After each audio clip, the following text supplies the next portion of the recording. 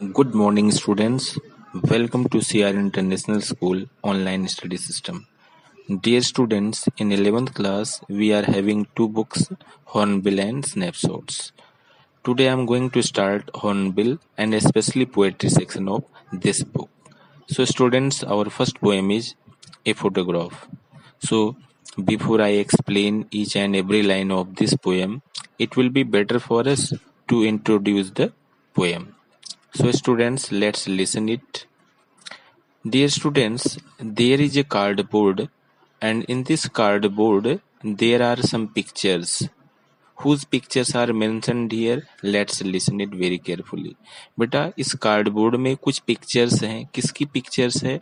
Poet's की माँ जब 12 साल की थी तो सी हॉलीडेज मतलब छुट्टी के दिनों क्या करती थी, वो दो अपनी कजन्स के साथ जिनका नाम डोली और बेटी है, वो समुद्र के किनारे जाती थी जहां पानी कम होता था, वहां पैडलिंग किया करती थी, एंजॉय किया करती थी.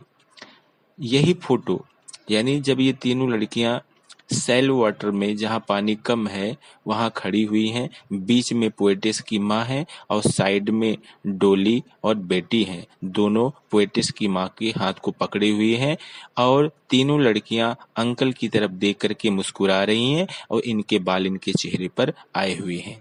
कार्डबोर्ड में यही तस्वीर है. इनके बालों का इनके चेहरे पर आना क्या इशारा करता है कि when that photograph was taken it was very windy day. Poet's की माँ अब कई सालों के बाद, कहने का मतलब वह एक मिडिल एज्ड की औरत है, अब फोटोग्राफ को देखती हैं और कहती हैं, हंस हंस करके अपनी लड़की से यानी पोएटिस से बात करती हैं, कहती हैं देखो जब मैं 12 साल की थी कितना प्यारा चेहरा था, अब देखो कितना मानव में परिवर्तन आ गया है. समुद्र आज भी वैसा है लेकिन मानव में कितना बदलाव आ चुका है.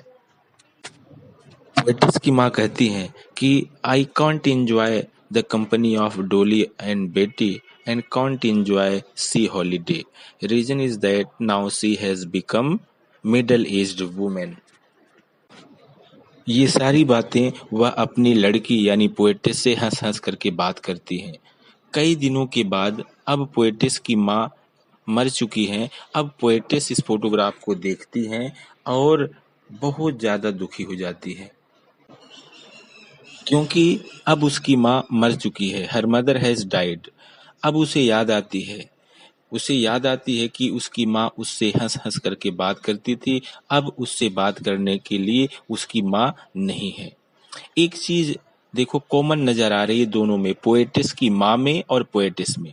पोएटिस की माँ को दुख था कि उसका बचपन वापस नहीं आ सकता और डोली बेटी का साथ नहीं मिल सकता, और पोएटिस को क्या दुख है कि उसे अपनी प्यारी माँ का साथ नहीं मिल सकता. उसकी माँ उससे हंस हंस करके बात किया करती थी जब वो फोटोग्राफ को देखती थी.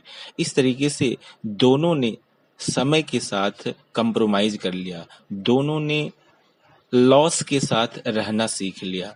लास्ट में हम देखते हैं कि एक लाइन आती है, इट्स साइलेंस साइलेंसेस. कहने का मतलब कि poetess feels the loss of her mother very deeply and says that the death of my mother has impetised her.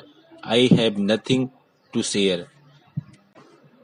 Ultimately, you can say poetess feels the loss of her mother very deeply. Dear students, बाकी each and every line जब explain करेंगे सारी चीजें explain हो जाएंगी, और in next video I will cover each and every line of this poem. Okay, thanks.